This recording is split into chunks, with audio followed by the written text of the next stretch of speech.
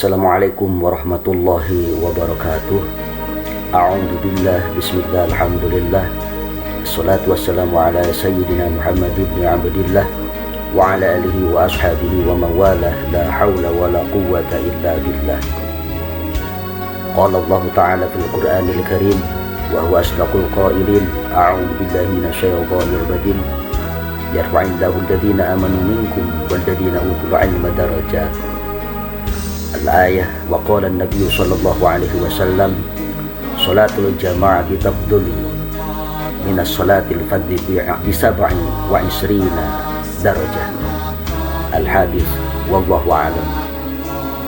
Shadaqallahul azim wa sadaqa rasuluhun nabiyul habibul karim wa nahnu ala dhalika minasyahidina wasyakirina walhamdulillahi rabbil alamin.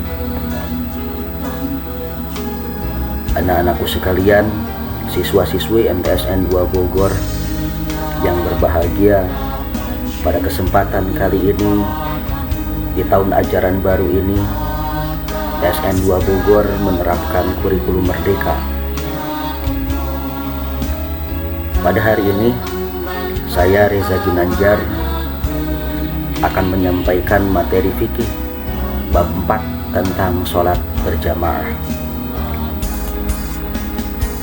Sebelum belajar, alangkah lebih baik siapkan terlebih dahulu buku paket kelas 7 terbitan Direktorat Jenderal KSKK Madrasah Kementerian Agama Republik Indonesia tahun 2020.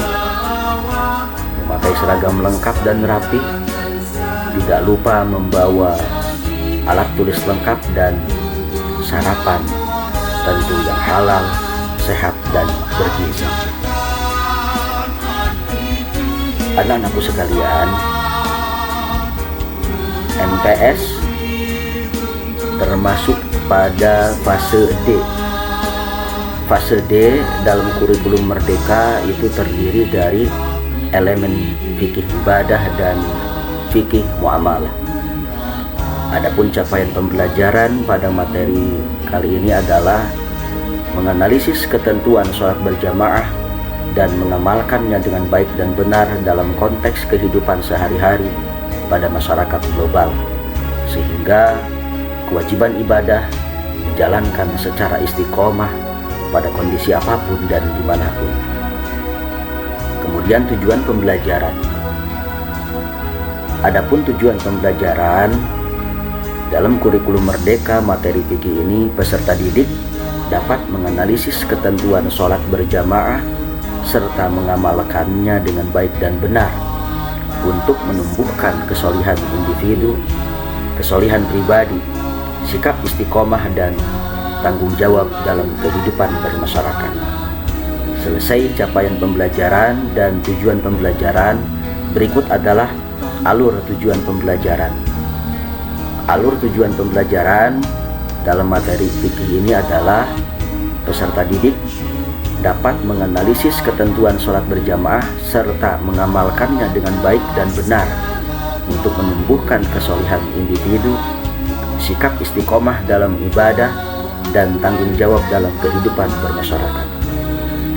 Baik siswa-siswi MTSN 2 Bogor yang berbahagia, pada kesempatan hari ini materi bab 4 dari buku paket fikih kelas 7 tentang ketentuan sholat berjamaah. Apa sih sholat berjamaah?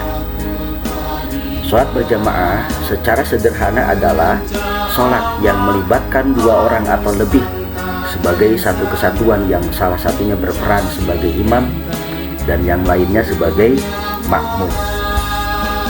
Apa dasar hukum sholat berjamaah?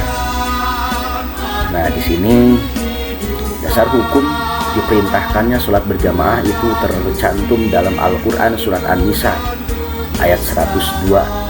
A'udzu billahi minasyaitonir rajim. Wa idza kuntum fihim faqamta lahumus shalah faltakum ta'ifatum minhum ma'ak. Dan apabila kamu berada di tengah-tengah mereka, sahabatmu, lalu kamu hendak mendirikan sholat bersama-sama mereka. Lalu Dasar hukum dalam hadisnya adalah hadis riwayat Bukhari dan Muslim. Sholatul jamaah afdalu min sholatil fadhi bisab'in wa ishrina darajah. Sholat berjamaah lebih utama 27 derajat dibanding sholat sendirian. Seperti yang telah kita ketahui, dalam ilmu fikih itu pasti ada syarat dan rukun. Nah, karena ini adalah tentang sholat berjamaah, maka untuk menjadi imam, bahkan untuk menjadi makmum, ada syarat sahnya. Di antaranya adalah syarat sah imam dan makmum.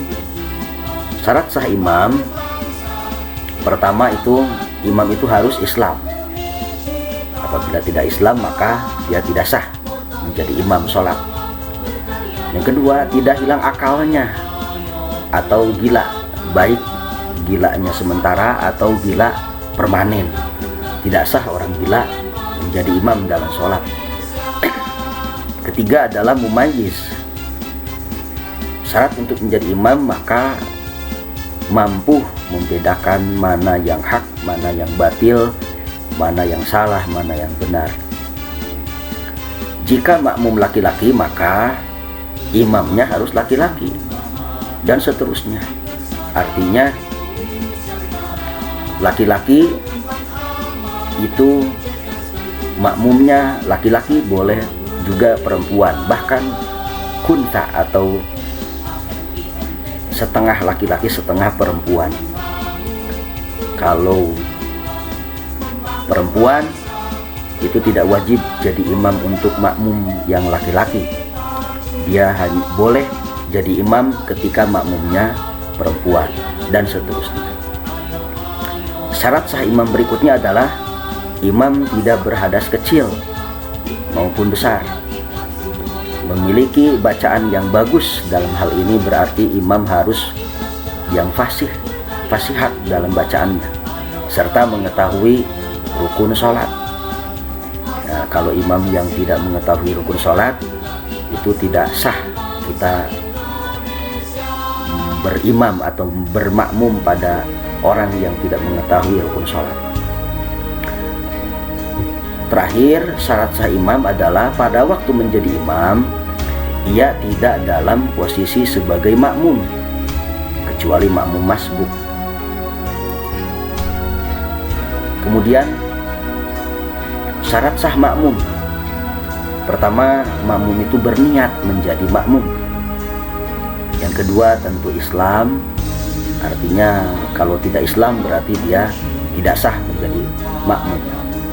Tidak hilang akalnya, mumayyiz, makmum yakin bahwa imam tersebut atau kita berimam pada orang yang tidak dalam keadaan melaksanakan qadha. Kemudian posisi makmum tidak lebih maju dibanding imam, artinya makmum harus di belakang imam.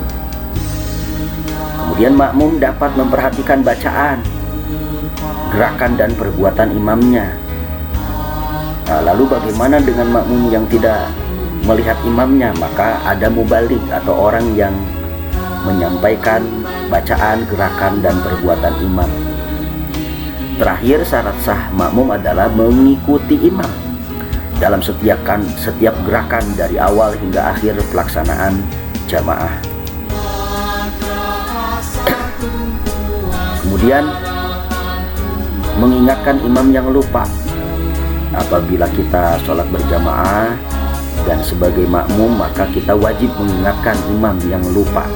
Untuk laki-laki, jika mengetahui imam melakukan kesalahan atau lupa baik bacaan maupun gerakan sholat, maka cukup membaca tasbih subhanallah dengan niat zikir dan mengingatkan.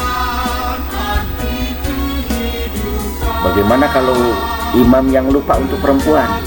Bagi perempuan yang imamnya perempuan, maka cukup menepuk tangannya meskipun tidak ada laki-laki bukan muhrim di sekitarnya. Caranya adalah memukulkan telapak tangan kanan pada punggung tangan kiri. Demikian anak-anakku sekalian, dalam materi bab 4 ini tentang sholat berjamaah secara singkat. Terakhir, dalam sholat berjamaah tentu ada hikmah. Pertama, hikmah sholat berjamaah itu adalah lebih tinggi derajatnya daripada sholat sendiri. Kedua, menumbuhkan ukhuwah Islamiyah di antara umat Islam. Yang terakhir adalah dengan sholat berjamaah, semakin jauh tempat sholat yang kita tuju, semakin banyak keutamaan yang akan kita dapat. Atau dikenal dengan istilah, semakin jauh tempat sholat yang kita tuju, semakin banyak pahalanya. Mudah-mudahan apa yang saya sampaikan ada sesuatu yang dapat dipetik dan diamalkan. Semoga bermanfaat. Mohon maaf apabila ada kata-kata yang tidak berkenan. Terima kasih atas segala perhatian. Semoga kita semua menjadi pribadi yang bertakwa. Hadanallahu wa iyyakum ajma'in. Wallahu muwaffiq ila aqwamit thariq. Assalamualaikum warahmatullahi wabarakatuh.